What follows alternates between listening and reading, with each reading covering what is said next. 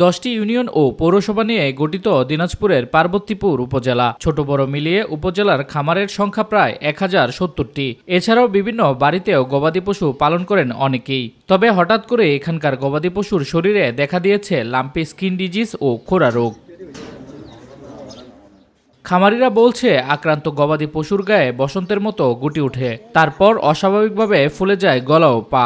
তাপমাত্রা ওঠানামা করে 104 ডিগ্রি থেকে 105 পর্যন্ত ছোঁয়াচে হয়। অল্প সময়ে ছড়িয়ে পড়ছে এসব রোগের জীবাণু। আমার 6টা গরু, তাই একটা গরু লাম্পি রোগে মারা গেছে, আর এখন আর একটা গরু ধরছে। আমি খুব দিশেহারা হয়ে গেছি। আমাদের 7টা গরু, তার ভেতর প্রথম এইটা ধরছে বাছুরটা, এইটা নিয়ে আমরা দুশ্চিন্তে খুবই আছি। হাত থেকে গরু দুটো আনছি, আনার পরে দুইটা গরু পরে মারা গেল। প্রাণী সম্পদ অফিসের সহযোগিতায় মেডিকেল টিমের পাশাপাশি উপজেলায় কাজ করে যাচ্ছে কয়েকশো স্বেচ্ছাসেবী পল্লী চিকিৎসক।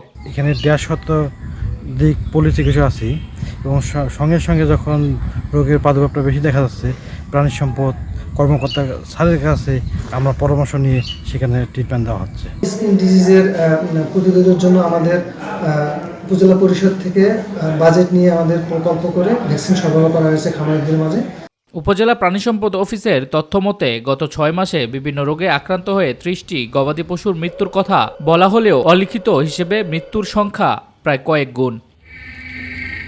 শামস তাবরেজ উচ্ছ্বাস, মাই টিভি নিউজ ডেস্ক।